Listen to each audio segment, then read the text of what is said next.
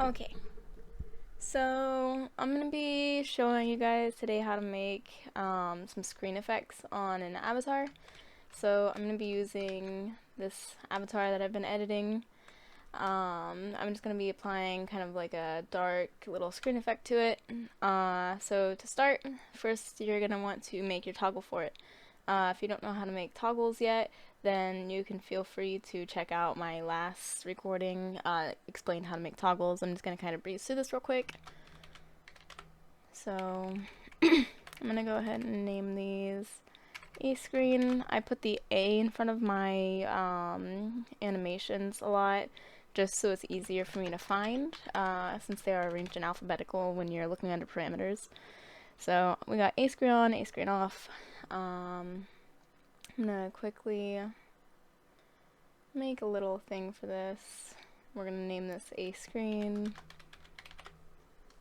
Set the weight to 1. And then we're going to be doing the same with a parameter. So this is a typical toggle. So again, you're just going to be using a bool in your parameters. And you're going to name this the same thing, A screen. Alright, now that we have that, we're just going to do the quick drag and drop. Make sure that we are on the correct parameters and layers. Right next to the entry. So we're going to start with on. And then we're going to go to off. And then we're going to be making our transitions and setting up these little key arrows quickly. Make sure everything is off and select your correct conditions. Make sure you've got the true going up and the false going down, just so everything works properly. Alright, so we've got that part down. Then it's going to come down to the parameters. Just figuring out which one you use. Then we'll use the bottom one.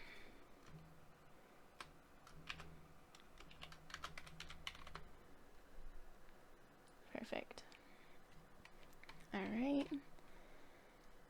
And now we just add this into the menu we want, so I'm going to be adding it into the extras. So we're just going to name this screen. Set that to toggle. And select your correct parameter. Alright, now you got the boring stuff out of the way. You can click back to your scene. So now it's time to actually make the screen effect. So this is the really fun part. Alright, so first what you're going to want to do is you're going to need to make sure that in your assets you've imported the ScreenSpace Ubershader. You can find this as a quick download by just looking up the name right here, and you'll be able to find it, or you can use any other type of shader that you have screen effects wise. Just kind of look around and find what suits your needs best, but for that I use this for what I like to do. So once you have that imported into your assets, you're just going to go up to Game Object and create a 3D object. You're going to be creating a sphere. So just select that. Set your locations to 0, 0, and then depending on how large you want it to be, this is where you're going to set the coverage. So I use these for really big performances, so I set these simply to 100 all the way across the board. This way you know pretty much that it's going to cover like a really large, massive area, so you don't have to worry about it going in and out. So now that you have that, you're just going to drag this onto your avatar somewhere so it's actually connected. And here you're going to find Blueprint. So I use this. If you don't have the Blueprint material, you can just create an empty material that you don't use for anything else, but it's going to turn into a shader. So it doesn't really matter what it is right now. So once you have that selected, you just go to your shader, select whichever shader you have. So I'm using Leviants and the ScreenSpace, as you saw over here in the folders. So this is what I want.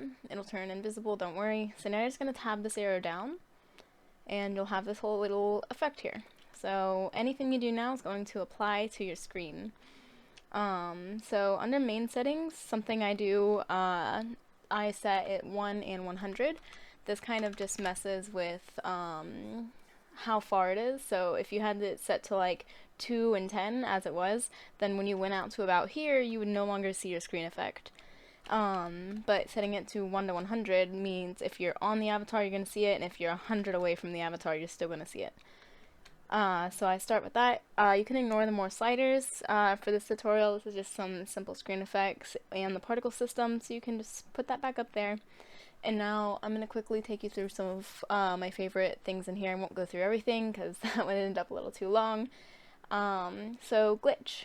This one is going to put some screen effects where it quite literally looks like a glitch. It's a player-by-player screen effect, so no matter where you look, it's going to have the same screen effect. You can play around with this a lot. You can make the different sizes, you can make how static it is, things like that, and just really play around with this. Is something really cool you can do. The zoom settings are very self-explanatory. This is kind of more of a glitch as well. So you're gonna turn this up and it makes it look like your avatar is glitching. Just like vibrating and shaking, which is something really cool. The rotation, it does the same thing. It makes your screen shake though. So that'll give you some motion sickness if you don't use it correctly. Transforms are just like this and that. You can play with those a bunch. Screen shake is a lot like what you just saw before. The pixelation, if you're into like a Roblox, Minecraft type theme, or like sensory or something, it can look really cool. Screen distortions, these are fun to play with, so it's gonna make it look like really wompy. Like if you want to be like underwater or something, you can use screen effect like this. Blur, that's explanatory. Chromatic abbreviation is really cool. If you turn this to vector, this is gonna be kind of like a blur. You can also set it offset so it can look kind of like this, like a kaleidoscope.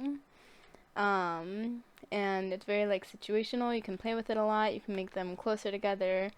You can add samples, which would make it more blurry. So you could end up with like an effect like this, which is something I really like. I think looks really good.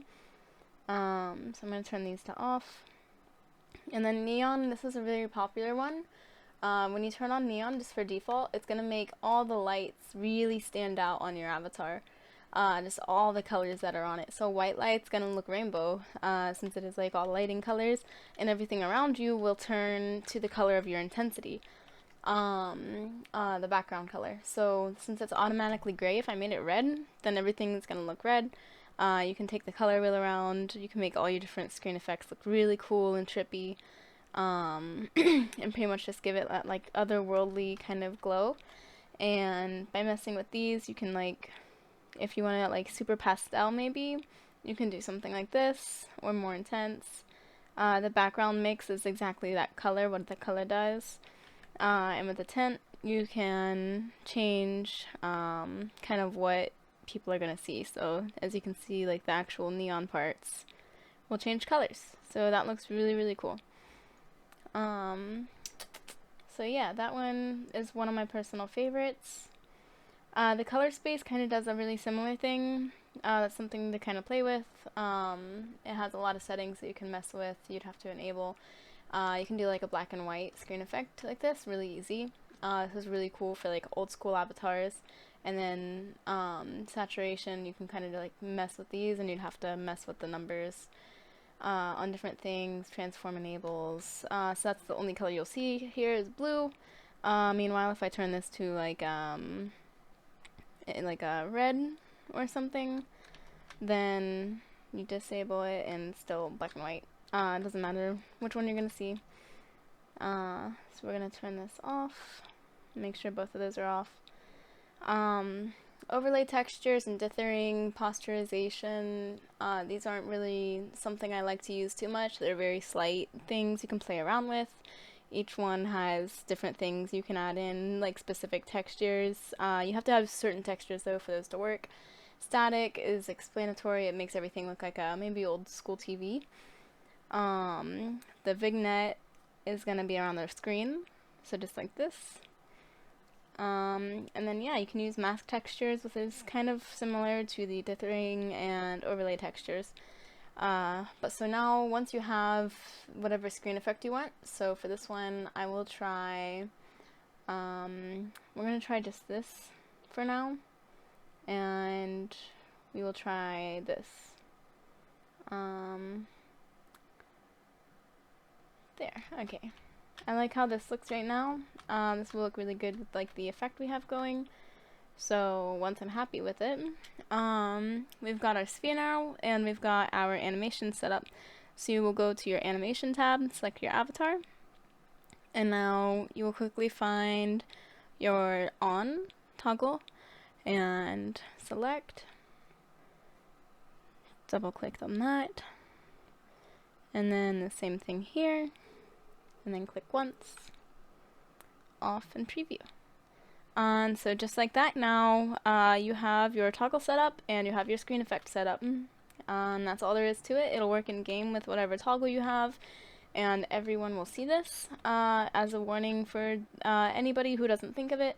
If you are using this effect, it's always good to say, give a warning for epilepsy or motion sickness, depending on what effects you use, because a lot of people have different sensitivities that you should be aware of.